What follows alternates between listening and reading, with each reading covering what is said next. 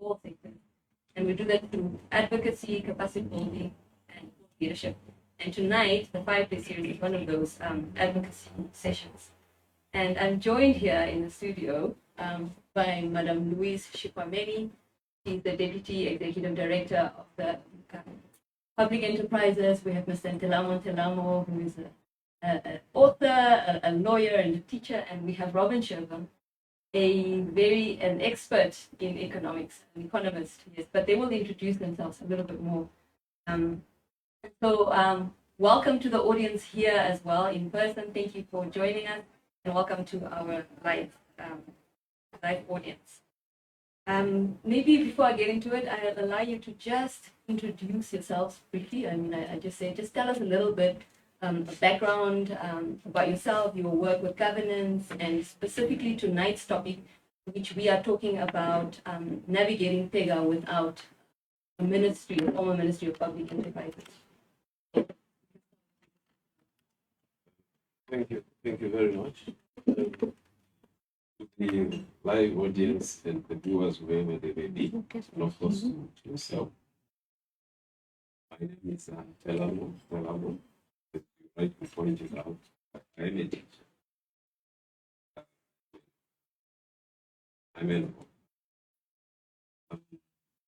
Relating to the discussion for tonight.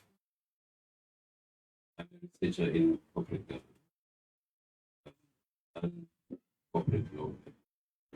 At the moment, I'm busy with the doctorate thesis. The topic is focused on non-executive directors instead of also on the book on the PEGA.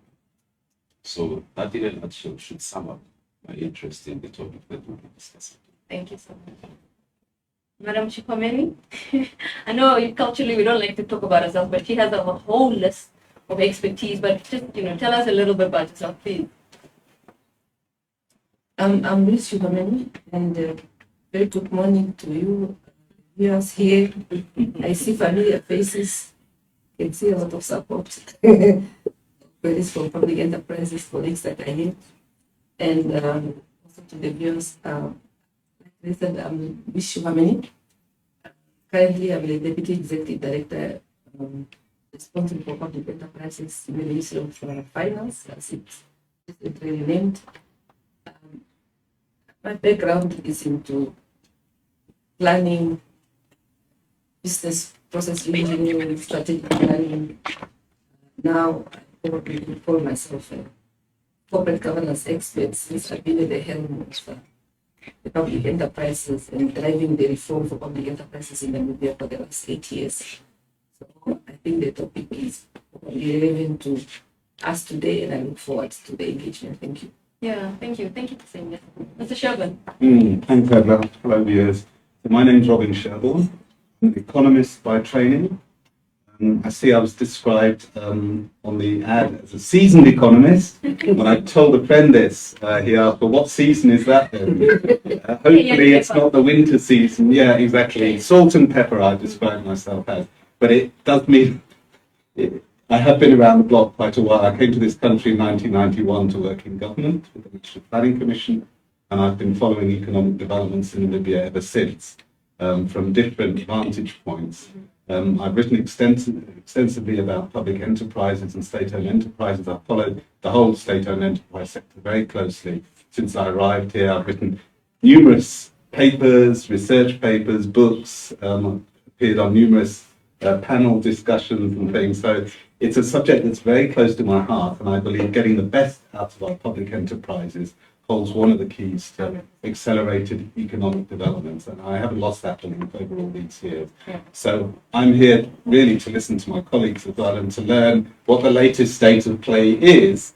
But I've no doubt that getting our public enterprises what I call match fit, I think there's a Liverpool supporter knocking around here, he'll understand what I mean, match fit for the great changes that this country's about to embark on, oil and gas, and green hydrogen and water, whatever, holds the key to accelerated economic development. So that's sort of where I'm coming from. I'm an independent, I'm not inside the machine like Louise, I'm viewing it from outside.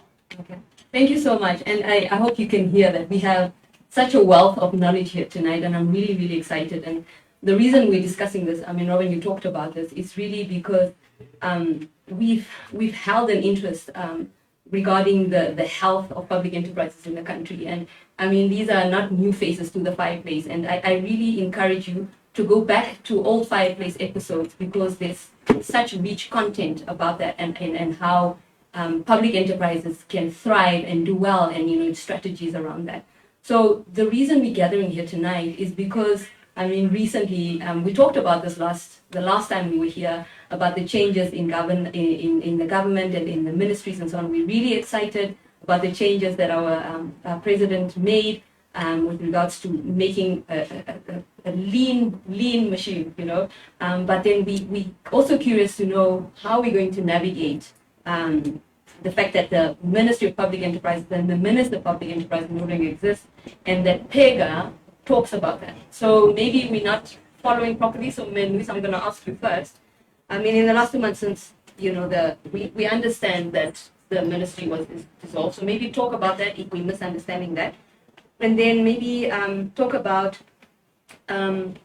what initial challenges have you observed in accountability and oversight, if any at all?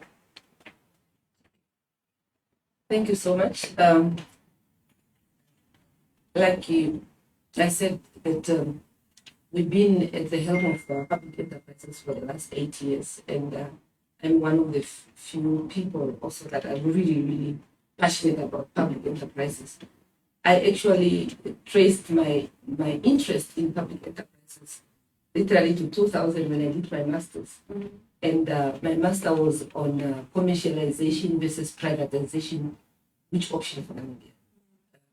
Commercialization versus privatization of state-owned enterprises. Which options for Namibia?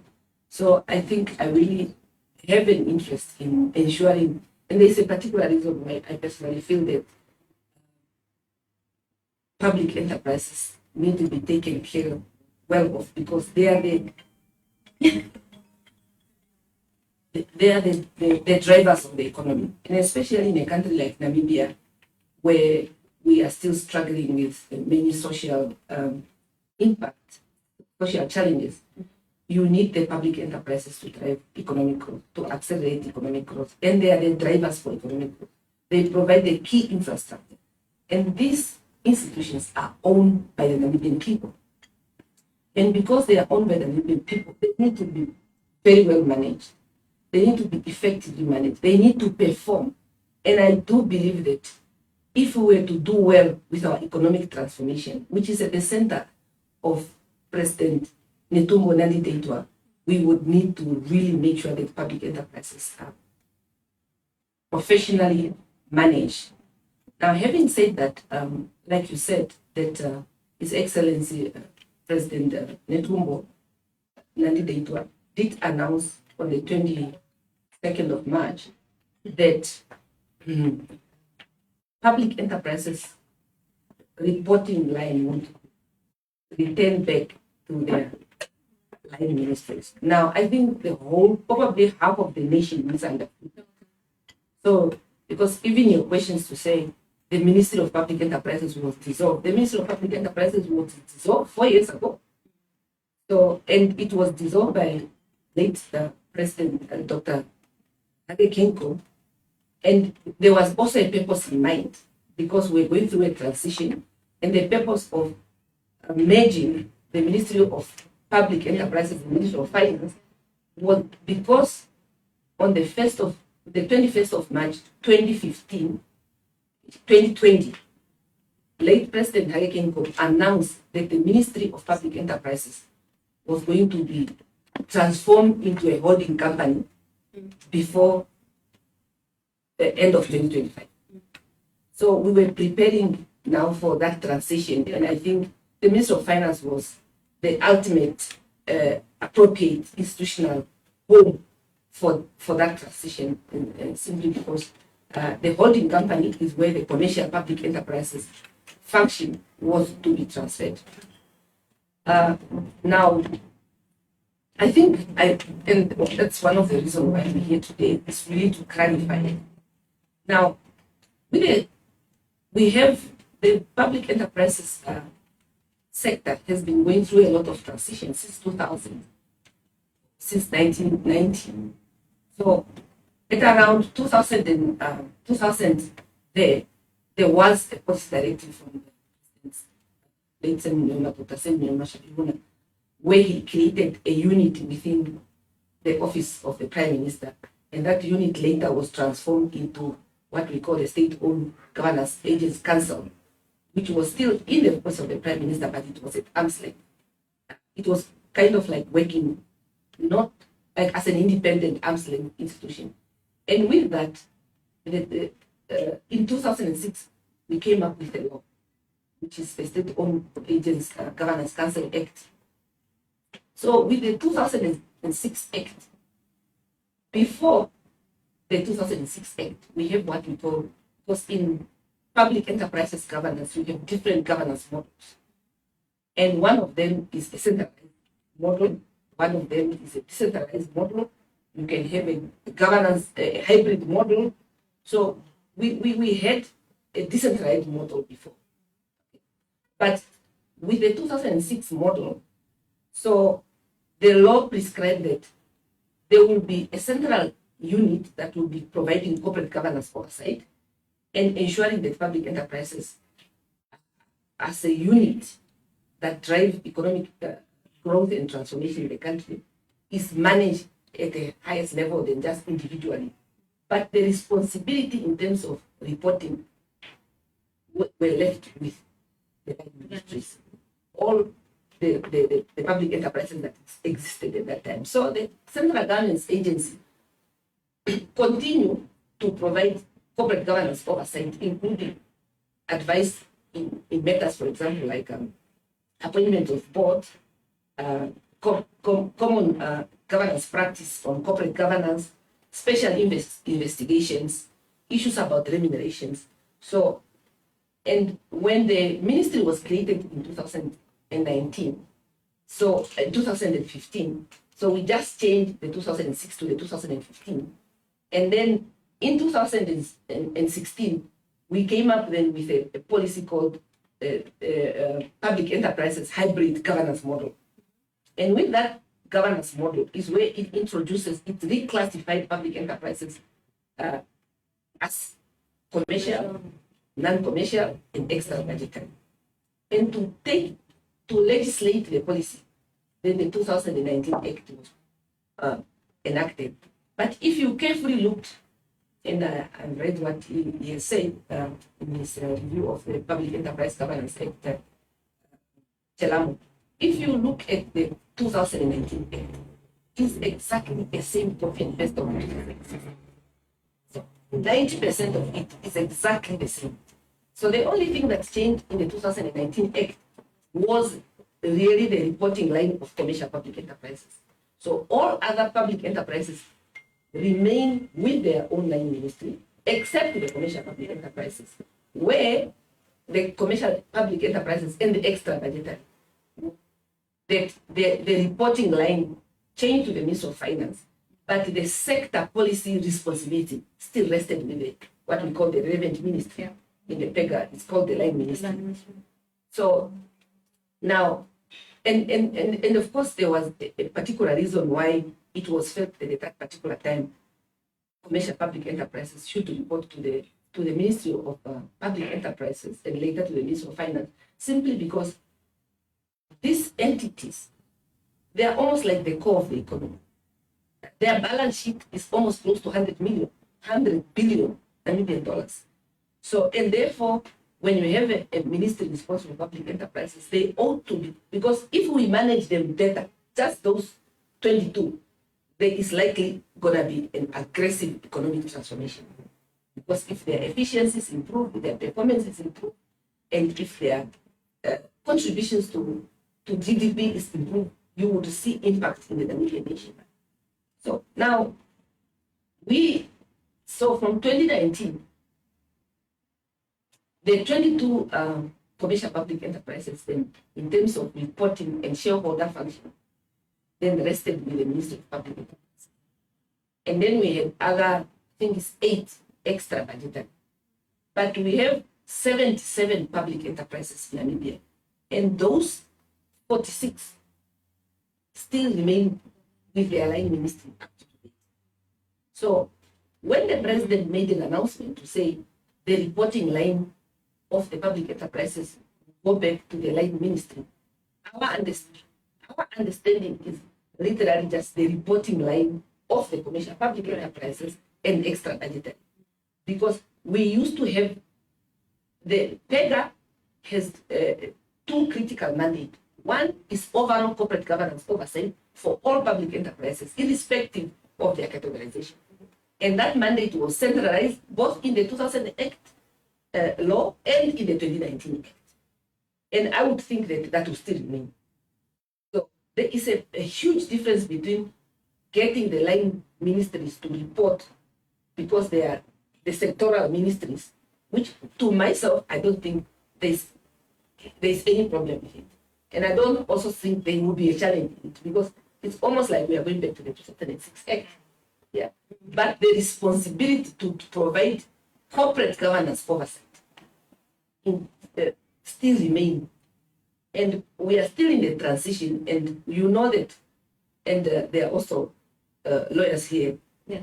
I see one on my right and one in the audience there, that you although there has been a presidential declaration that this responsibility should go back, it still needs to be done in a legislative manner. So you still have to amend PEGA because those functions are in PEGA. So what the cabinet has done is that they have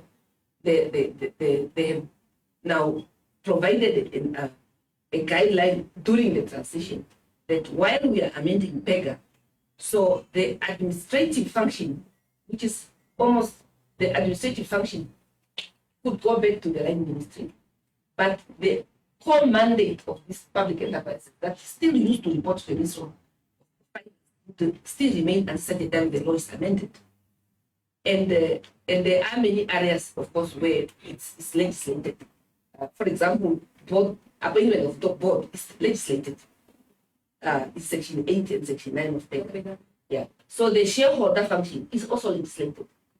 So therefore, the clarity is that there has not been a new dissolution of public enterprises because it was already been made already.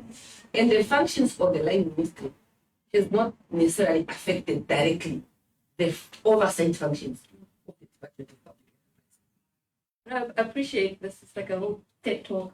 Thank you so much. I love it because I was worried. We were worried about, I think maybe focus and worried about, yeah, I mean, you did mention about PEGA, and I think maybe Mr. Ntelamo would like to talk about, because I still would like to know, so that we don't have, I don't know, maybe confusion or of roles and reporting issues. So maybe Mr. Ntelamo, you're a lawyer, maybe talk about that. I mean, what misalignments do you perhaps still see? And in terms of oversight challenges that there might be with regards to the current or the new status quo. Right. Thank you for the question. There are small concerns that I want to highlight. You see, with the 2015 amendment, our understanding when it came into existence was to do away with the secretary, do away with the council that was in your state-owned enterprises. All right. So in the same vein, if you look at, because you needed to legislate to bring a ministry, Small concern is this. So cabinet comes in and does away with the ministry of public. How did they do this? In this constitution, in this country, you have a constitution that gives 3 layers. You have your legislature, your judiciary, and the executive. We know where laws are made. We know where laws are repealed. All right? So if you're going to affect the provision in the law, we don't think you should do it within cabinet. And that's where we have an issue. You take away ministry, but the law is still standing. Did you take it away? Oh, yes, maybe the understanding is the minister responsible for public enterprises. So you're getting the right. All right? But what I want to tell you is in the same law, there's a definition of minister. There's also an inclusion of Minister of Finance. Yes. In a number of sections. In fact, in some sections, it will indicate that the minister responsible for public enterprises should consult the Minister of Finance. So it brings you to the question, did the legislature think this can be one and the same person consulting themselves? So even if you were to move the Ministry of Public Enterprise, you dissolve it and make it, or you collapse it into the Ministry of Finance, I don't think it really solved the problem. All right, to get to your question, the PEGA as a law had to be administered by a minister. So in the new arrangement, if we are not going to have a minister responsible for public enterprise properly defined, then we have an issue. Say that again. We will have an issue. If what? If we are not going to have an administrator of that law, the PEGA, Yeah. we'll have an issue. Because there are central functions in that law that must be carried out by a minister responsible for public enterprise. All right? And that is where the issue is going to be. Now, if you look at it, if they were to revert where they came from, then you have enabling laws that would name this or that minister as a shareholder minister, all right? Then they would be using more of the laws that created them, these public enterprises. We want to know how much of the PEGA they will be using. When they are on shareholder, who is named in their legal instrument, now has an option whether to be the minister named in the PEGA, so that he can administer some of the functions that are named in the PEGA, or choose what in the PEGA he can then take and apply in the public enterprise that is under his control. Right? So those are some of the concerns that I see. The PEGA as it is fine for as long as that administrator is taken care of, who is it's going to be. But if public enterprises were told to revert, and in a sense of structural adjustment, and we've just heard here that there will be some amendment. Yeah, that's what I was trying to say. So that then confirms the point that indeed they will go back. And we wish to think that those amendments will affect the administration of that law. Or at least they'll bring in a functionary that will take care of those functions that the minister would have been taking care of. Minister, you want to maybe respond to that? Thank you, and I'm always looking forward to this critical thinking, not critics per se. First of all, I want to clarify that, like when we were merging the Minister of Public Enterprises and the Minister of Finance, when the president decided it was going to be merged, there was a transition period provided. And we looked carefully at the law, just like you said. The PEGA Act is very clear. It only says minister responsible for public enterprise, which means the president of the country has the power to designate any minister to be responsible. So at the current moment, it is still our understanding that there is the minister for finance, until such a time that PEGA is changed, is the minister responsible for public enterprises. And like I said, this is a transition period. And I know the president has good reasons. And we need to trust him, her, in her capabilities to run this country. So, and we believe that it's the right decision. Because of course, we like I said, we were looking at different governance models. But one of, I think the late president, Dr. Haile used to say, it's the same government. Irrespective of where you report, it's not really material. Whether you report to this minister or to this minister, if the directive of the government is that these public enterprises must perform, they must function, it will not be business as usual. Whether it's under the Ministry of Finance or whether they are under their respective ministries, because those ministers has constitutional powers that and president directive that they need to perform, and then to ensure that the country is progressive as it has been stipulated in the SWAPO manifesto implementation plan. I'm not really worried about the reporting line, you know. I do think explain that a little bit, like why you're not worried.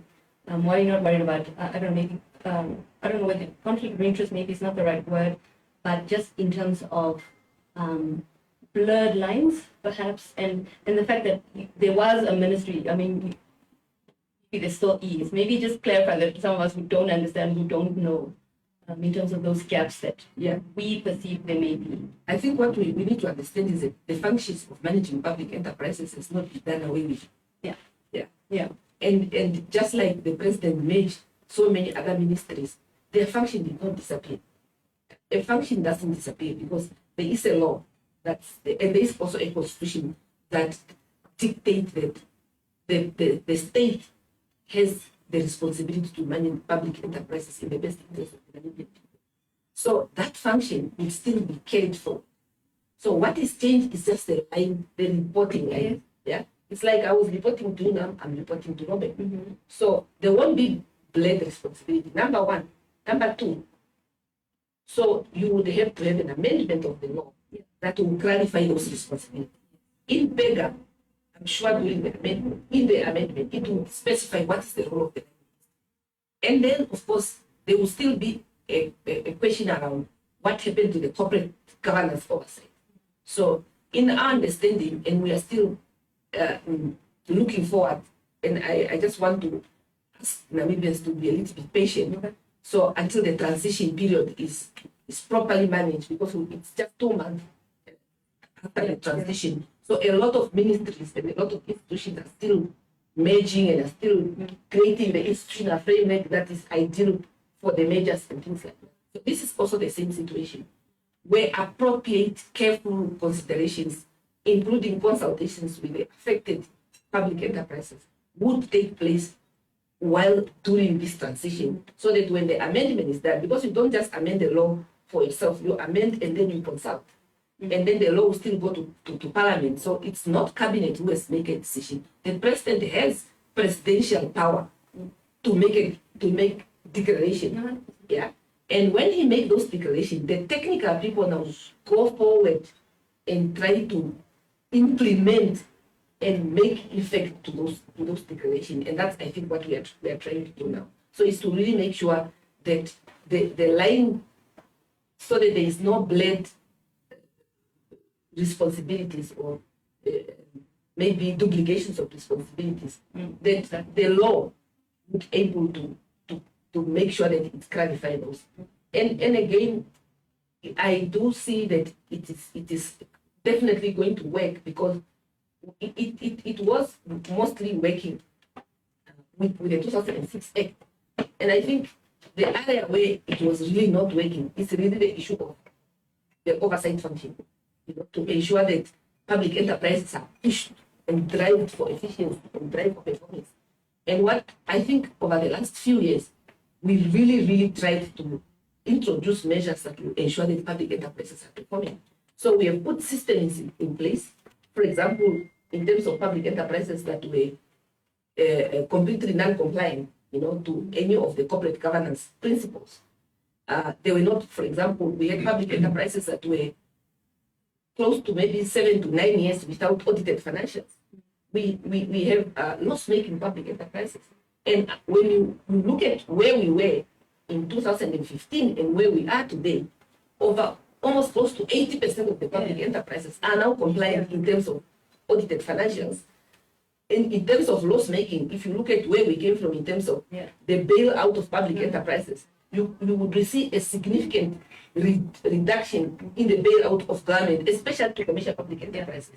And of course, there were also a lot of other issues, for example, just complete inefficiency in terms of where you have non-commercial public enterprises getting a budget from the state and they will overspend and they will have losses and things like that. So there's been a lot of, government has done a lot, and especially as a team, and not only the credit to the Ministry of Public Enterprises, to really drive accountabilities in the public enterprises. And I think the president, our president, Honorable Dr. Ntelamo Ntelamo, I think, I know for sure, he has the same top priorities to ensure that we drive performance in the public enterprise. No, 100%. I mean, I don't think the question here is, whether her intent or the way, she went about things, whether that's the right decision or not. I think it's a matter of not of making sure that things aren't falling through the cracks, or for us to then better understand. And maybe, Robin, to let you comment, I don't know if you want to comment to that, because you've worked with public enterprises, you've done research. I mean, you did the ranking of public enterprises, you did the governance ranking for IPPR, I think in 2021. So do you have any comments? Are there any concerns with regards to what Louise talked about? Yeah, thanks, Ella. No, there certainly are concerns. Perhaps I should just start off by paying tribute to your work, Louise, in the Ministry of Finance and Public Enterprises, as it was, and also to my other colleague here for writing a book on PEGA. I have observed Namibian public enterprises, state-owned enterprises, for over 30 years now. And Madame Louise very thoroughly went through the history from the Central Governance Agency in the early 2000s to the State-Owned Enterprise Governance Act, to then the Ministry of Public Enterprises, to then PEGA, and to the Ministry of Finance and Public Enterprises. My own sense was that we were inching gradually towards a better system of corporate governance and of overseeing our public enterprises. We were making progress, and that's to a large extent down to the work of Louise. And I feel now we've taken a potential step back. So I am concerned because it's like you're a teacher in a classroom full of naughty children, and you come into the classroom and they're all playing around, and someone, teacher, has to enforce some discipline. Say, look, children, we're all playing by the same rules. We're all chasing the same goal. We all need to play. I'm the referee here. I'm the teacher in the classroom. I will lay down good corporate governance rules for all of you children, and you'll abide by them, and we'll review you every year. And if there are problems, you come to us if you need help to achieve these things. You know, it's very similar to that situation. We've got how many naughty children in the classroom? Potentially 70, 80, 90. And these are all very different children. You know, some of them are huge with massive balance sheets, are absolutely critical for the future of this country. Others are small little regulators or little funds. So they're very, very varied. And if you think of that many different public enterprises or state-owned enterprises, how does one, I don't want to get hung up on the legal aspects or the institutional aspects, whether we have a ministry or what, but you do need a system where you say, guys, naughty children, these are the principles of good corporate governance. This is what we're going to apply across government. We're here to help you. We're here to check up that you're doing that. So some sort of system is required. And that's what Madame Louise has been running for the past few years, exactly that system. So whether it's placed in the Ministry of Finance or whether it's decentralized, whatever, wherever it sits in the office of the President, Prime Minister, wherever, we need that system. And we need to check up on these naughty children periodically. The naughty children have to provide audited annual financial statements. I mean, as Madame Louise said, it was an absolute, free-for-all a few years ago. We had lots of public enterprise. That's simply not acceptable. It's not acceptable. If we want to get match fit, that isn't acceptable. I would say one more thing. I would differentiate the commercial public enterprise, the top 15, 20, 22 big commercial public enterprises from the rest. And I think there were very good reasons why they were singled. I think because the Ministry of Finance has to provide a lot of the backstopping or directly the financial subventions to these companies. They would want a loan guarantee, or they would want a bailout, or they would want something. I think the Ministry of Finance was exactly the right place in which to put this. And I'll just make one more point why I believed in the system. Skills are scarce. Every ministry can't really have the corporate finance skills to really go into the financial statements of these enterprises and really pick them apart and say, oh, this is good, this is bad. Louise's unit in the Ministry of Finance was developing those skills in that capacity. It's like, it makes a lot more sense to centralize that somewhere. It doesn't have to be finance, somewhere in government. Rather than try and get every ministry doing its own little thing, because those skills are quite scarce and they're very valuable. So I would say I'm concerned. I think we're potentially taking a step back, but I'm open. If the new system works well, fine. I'm not hung up on institutional nicety. But I believe we have made progress. We've inched towards a better system, and now potentially we're we're moving back to where we were. You know, when we set up the governance agency in the early 2000s, the criticism was, well, everyone's doing their own thing. There's no degree of centralization at all. You know, this parastatal is abiding by these governance principles, and that parastatal, this government is abiding by completely different. So that is the fundamental issue at stake. And I'm not even talking about fundamental reform. That's for another debate, perhaps. But that's the fundamental issue. How do governments best manage this? And I think our system was starting to work reasonably well. It sounds like maybe you saying that hasn't changed. It just lies with a different body. I don't know, maybe I'm not clicking or getting it. And especially maybe to talk also about the holding company. What does that look like? Is that still going to happen? Yeah. And then I'll open up now to our audience here. Maybe if you have questions or comments, you more experts. My expertise is in ethics and leadership, not so much. Yeah. Okay. I think what I'm saying is that we are in a transition period. That question and that issue around centralized banking, I said it's likely not to change.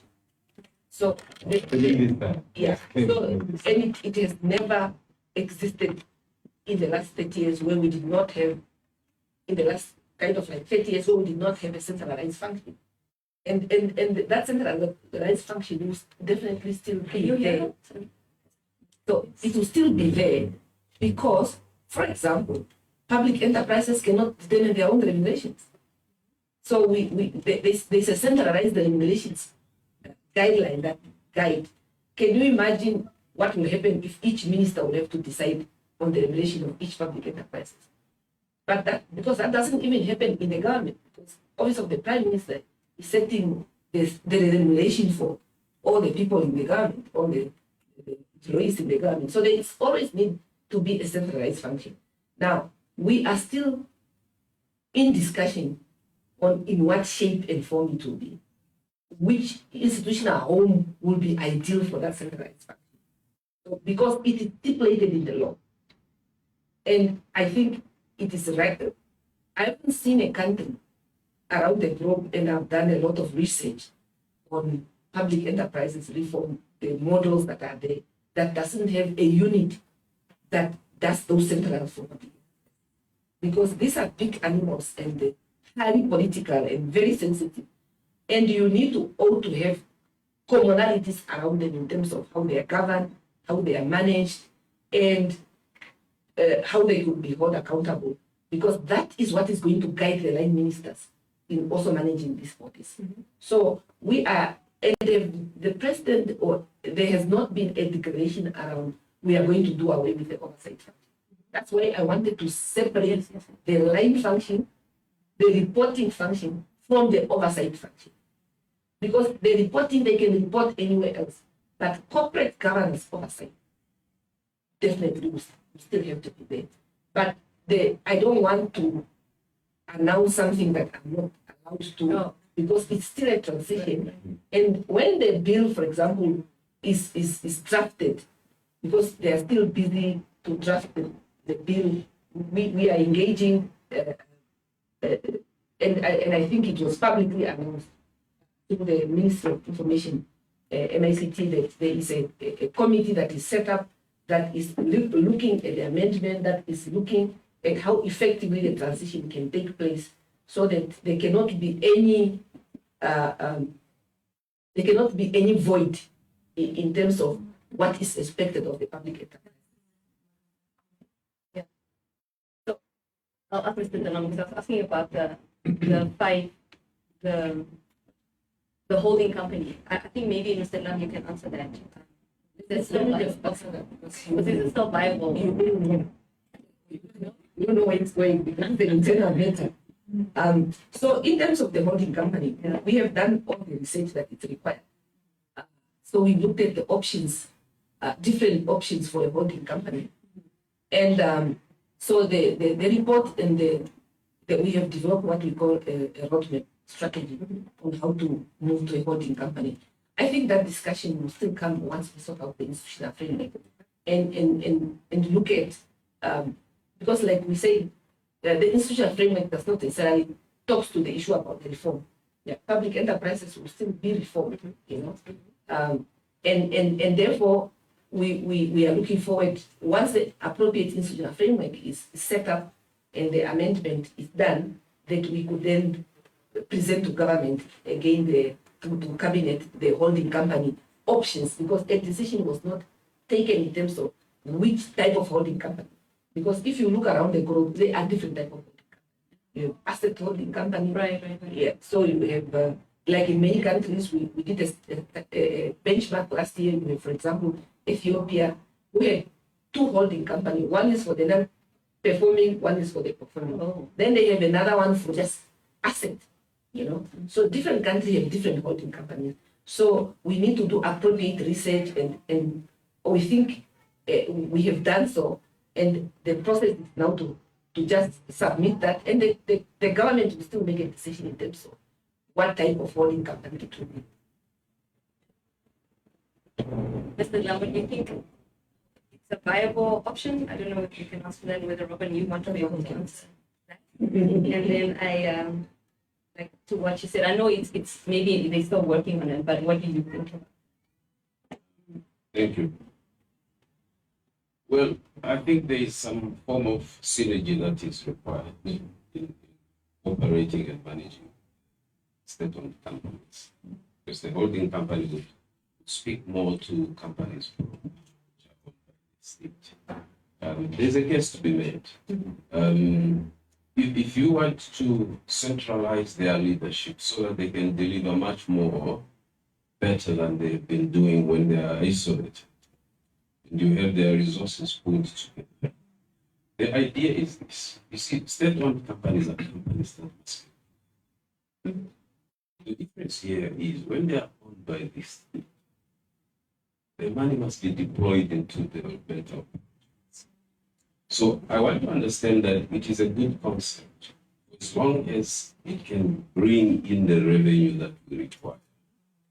Because we are going to put in a lot of leadership in that space, Right. a lot of expertise in that space, so that we can have maximum profits, and then we deploy these into other areas of the economy. Because you would be mindful that a lot of state-owned companies are key to the economy. Where they operate, we actually need them to do much more. But when we have all these resources coming together, then we plug them back into it. So it is a viable concept. Excited. I think I'm going to open up to the audience so they have comments and so on. We have some exciting news that we don't want to lose time on to talk about as well with regards to public enterprises and what we're doing with the Minister of, I don't know what to call it, I keep butchering it, public enterprise oversight function. So do you have comments or questions from the audience here? And I don't know, with my team, are there questions? I can't see you with the light. There are no questions. In the audience here, the live audience, questions, comments, thoughts? No? You're just staring at us like that. Okay, it's a question or comment. Yes, good evening. You just maybe introduce yourself and then your question or comment. Yes, good evening. It's on. Yes, we can hear you. Yes, good evening. My name is Julian Kenche. I'm from the Viable Genocide Foundation. Special greetings to the high-tech program. My question will be direct. When a parastatal refuses to take directives from a ministry, and I'm saying this, remember when we had the standoff when NAMPO refused to write off municipal debt. I think it was 2.4 billion, although it was passed in Parliament adopted that, but the ministry, for whatever reason, refused. Yes, we know the ministries are supposed to do the oversight, function and all that, and hold the parastatals accountable, but then what do you do in a situation like that? Because the act itself does not really clearly state on what to do with it. Because we have a ministry that is undermined by parastatal, probably because the parastatal have a big checkbook and all that. So how do you, perhaps maybe the madam from the Ministry of Finance can maybe just enlighten me a bit about that. Then I'm not the one butchering. Madam Louise, gonna answer you. Because you are the madam from the Ministry of Finance. Madam Shixwameni. It's kind of a political question. Try to avoid political questions because they can put bureaucrats in trouble. But it's a fair question. The thing is that there are purpose and reason why public enterprises are established. And they are, like I said, they are established to provide critical services to the nation in the best interests of the Namibian people. Assume, for example, okay, and they are public enterprises, are public institutions, and they work under the sphere of political management. We cannot run away that they need to be managed effectively and efficiently to ensure that they are not dying. So in case of that question, for example, if, okay, so I just want to correct him that there was no parliament law that was passed that power was of that whole bill. So I think there was a political discussion where we felt, where I think the political leaders felt that due to socioeconomic challenges that Namibians are facing, maybe there could be a way that these issues can be solved. So what you do when you have an issue, because for example, we have started classifying public enterprises that we are saying they are commercial, but they have public policy objective. For example, electricity is no longer a right. It's a privilege now, you know. So therefore, if you have, for example, people without electricity, it's almost the same as they don't have water. How would their children learn when they have to learn their assignment to go to school? So therefore, while we understand that manpower has to be profitable and it needs to be sustainable, there are also certain social objectives it has to meet. Now, what you do in a democratic nation is that you engage. You know, I do not think that there was a blanket refusal of not carrying out that function. In fact, the number is still lenient toward, for example, small municipalities, toward local authorities that are unable to pay the bill because maybe they just have a higher unemployment people and they are unable to afford. So because it's a public enterprises, instead of running and closing the water, they are still lenient and not closing the water, most of our local authorities. But of course, it has also an impact in the operation. So it has to be managed. There has to be a balance. So we need to keep this institution sustainable, but at the same time, we need to be aware of our social reality and our economic reality. So you engage. So of course, the ministers has the powers to direct because they are the shareholders. And they will engage. And I think that's what happened in this case. So there was an engagement at the political level with the management and the board of NAP. And I think that issues has been sorted out. Okay. I think what keeps coming up and what has come up before in the talks that we've had about public enterprise is always the issue of accountability at the end of the day. And I mean, even as we're talking about this, the entities that are not able to pay. So I don't know, in my mind, I keep worrying or thinking about, you know, efficiencies within the mandate, within the institution, and in terms of also just budgeting and using resources well. But I mean, I may not have the full picture. But I think I still worry about effective accountability with regards to non-performance and things like that. And even though we have the structures in place, you know, our boards just blatantly fired, or you know, what other mechanisms are there? I'm just throwing out comments with regards to that. And I think it also brings me back to, or brings me to what I want to talk about today, and that is that we are embarking on that. I feel like it's a way to maybe bring about accountability, that we are now actually going to look at assessing the governance levels, or assessing the governance frameworks of our members, the public enterprises, public state-owned enterprises, and our members as well, some public, some private organizations as well, And I think Robin, you would talk more about that because right now I'm wondering the English bundles are probably finishing. But I think I want you to talk about that because we are partnering with the Minister of Public Enterprise, the Ministry of Finance, Department of Public Enterprise, Ministry of Finance, Department of Public Enterprises, and the NICG are really excited to embark on this project, and we've consulted an expert here, but we are going to engage the entities, public enterprises and some private companies that belong to the NICG to do some sort of ranking and then look at it as like a little mini competition. But Robin, please go ahead with your Well, you just started very well. No. No, I think we're Go looking ahead. at essentially Namibia's top 50 companies, public enterprise and private members of the NICG. And we're going to do an in-depth survey of their corporate governance methods, what principles they abide by, how they abide by them in practice, what the resulting performance is. We're going to do this for all of them. And then we're going to bring all that together in an overall report. We rank them maybe on different criteria. We compare the private with the public. We compare the different companies in different markets. And I think that will yield a lot of very useful information about the state of corporate governance among the largest companies in this country. Yeah. And then perhaps we do it 2 years down the road or 3 years down the road again when the new system is embedded and we compare. Have things got better? Have practices changed? So I think it's a really good first step. This has never been done before. Yeah.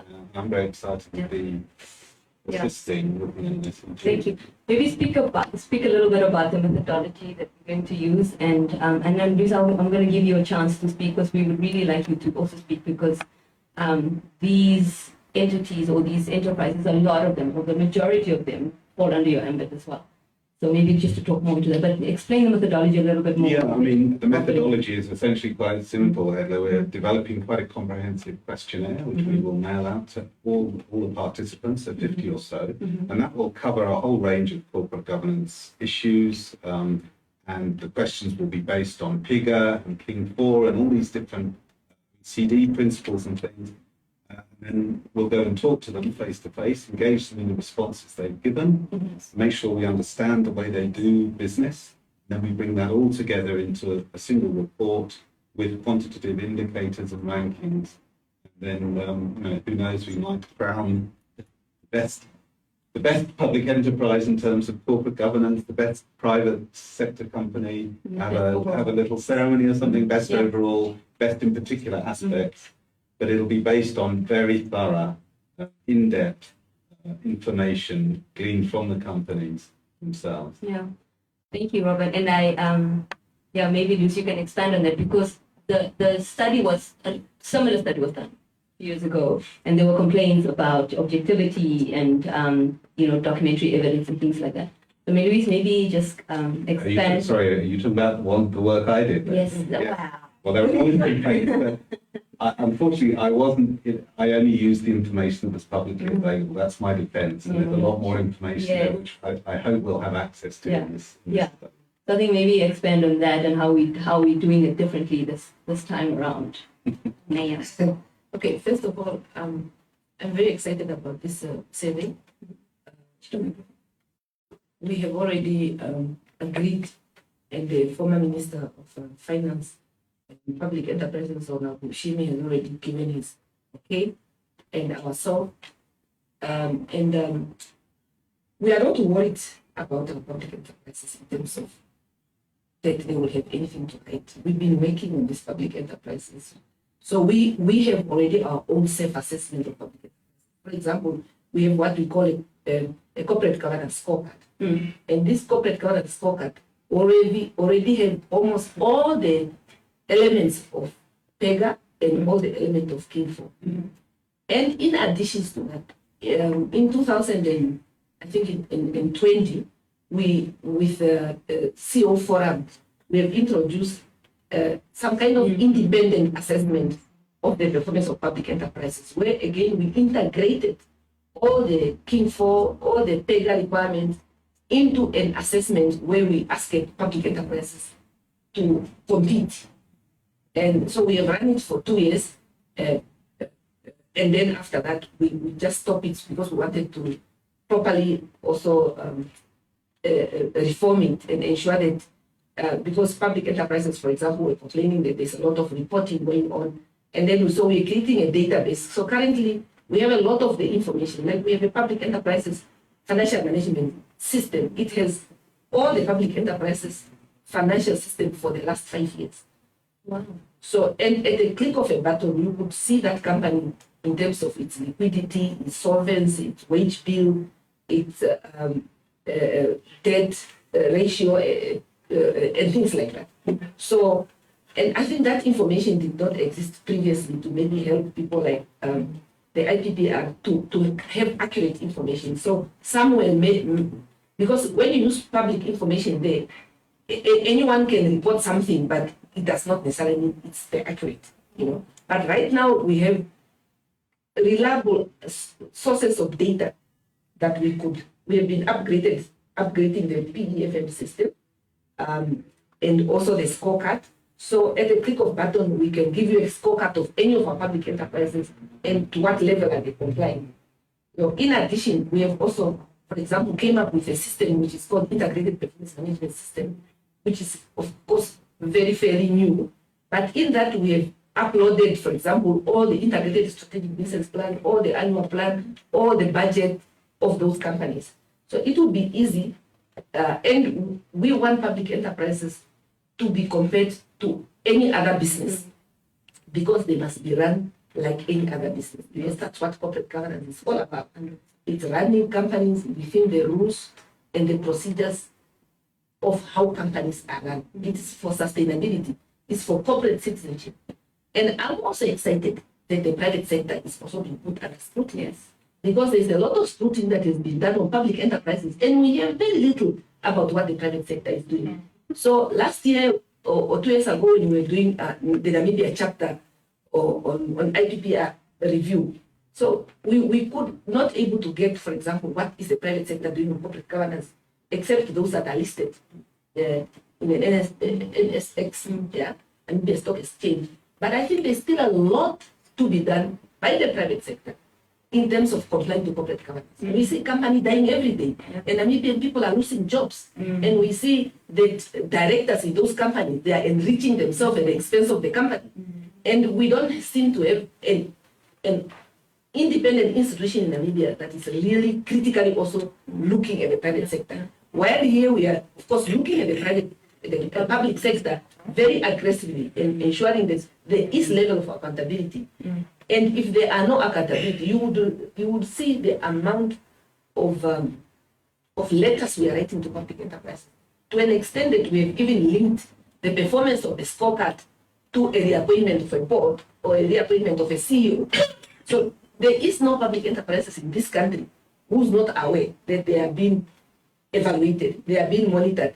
And even when I meet them on the street, I will remind them that your company is below the performance.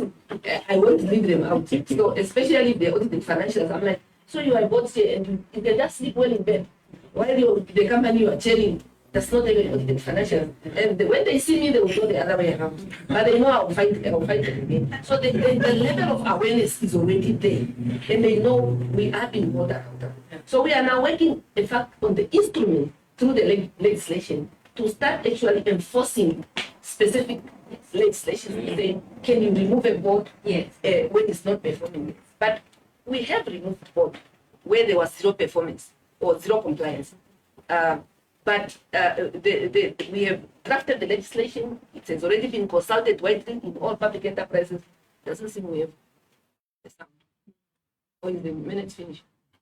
5 minutes, yeah. So therefore, I'm excited.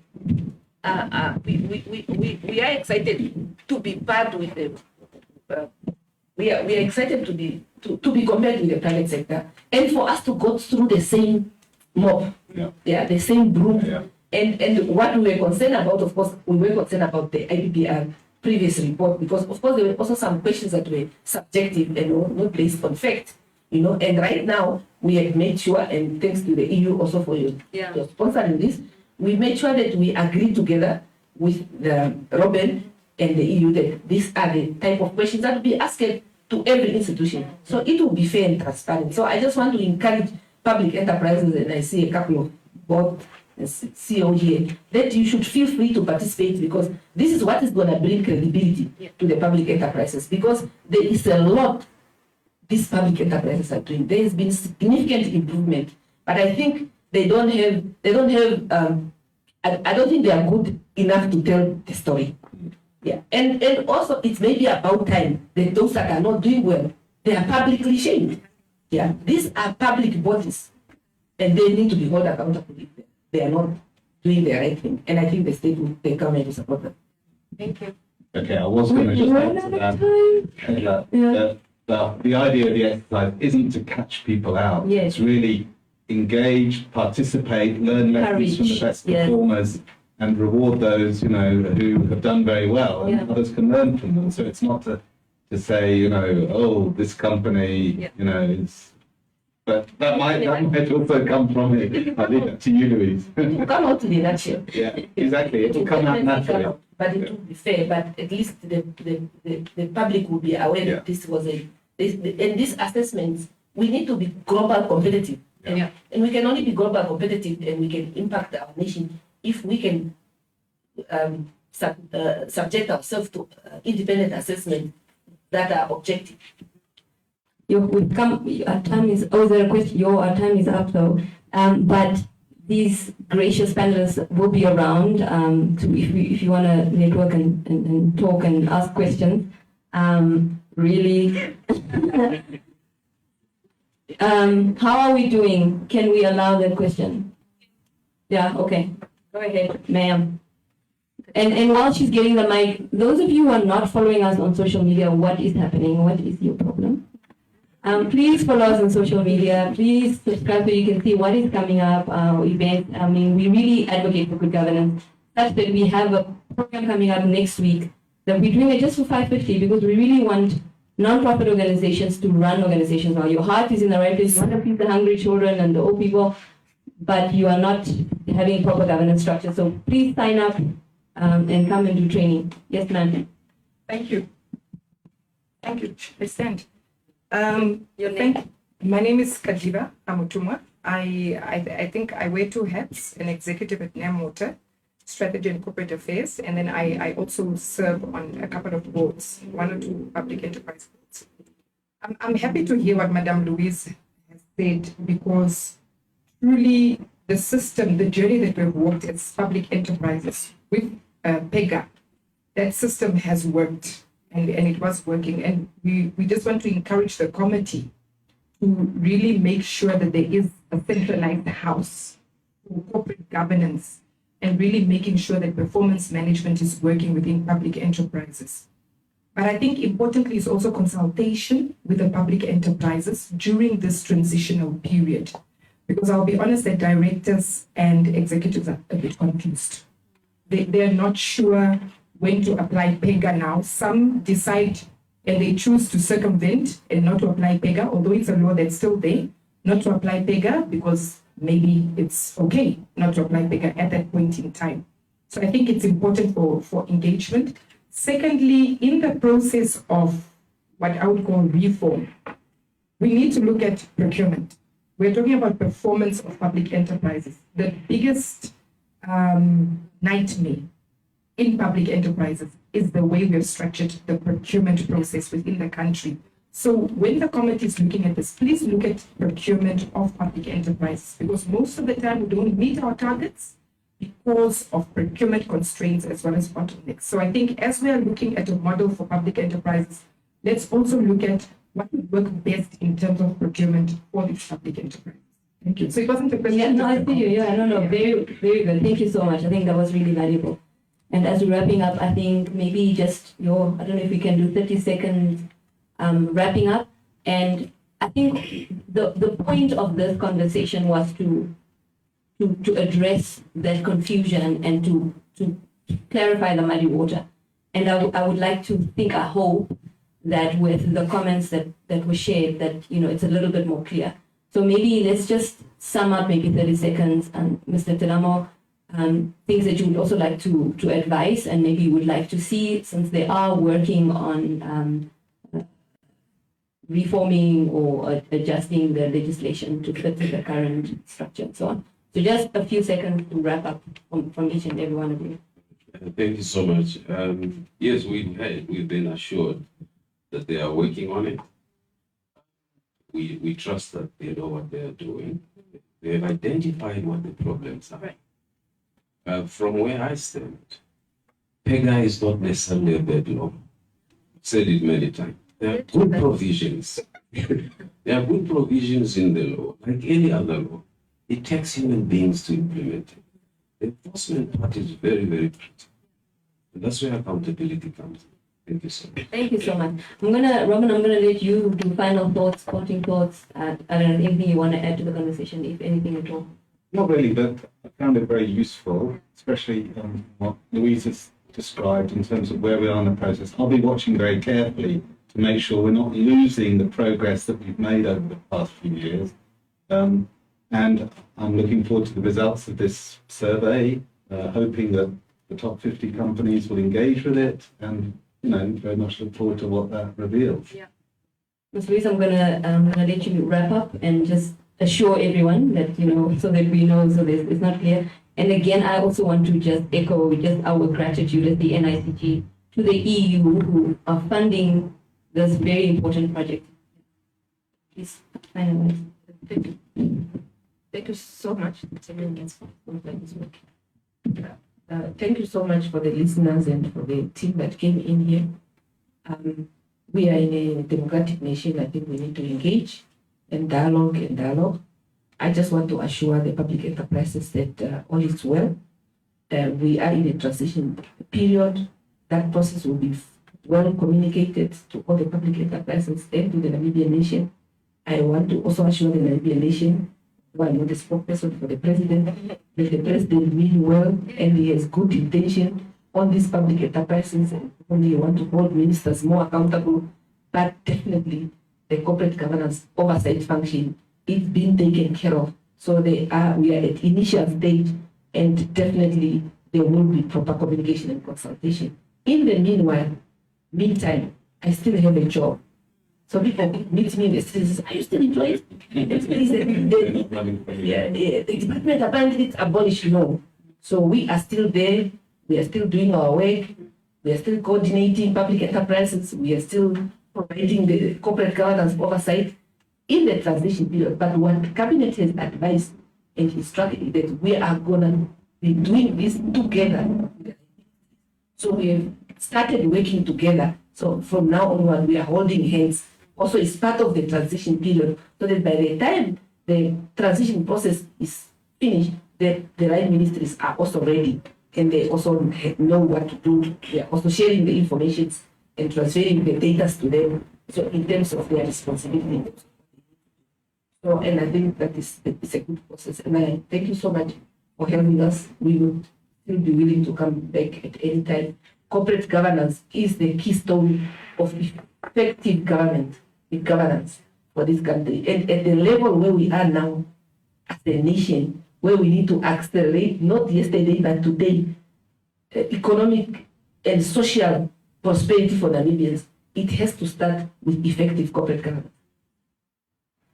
Thank you. I don't need to say anything more. That was a really, really good summing up. And I hope we're excited because it's all of us. It's all of us who are contributing to this. Everyone who works in an organization, whether you are leading or whether you're just a staff member.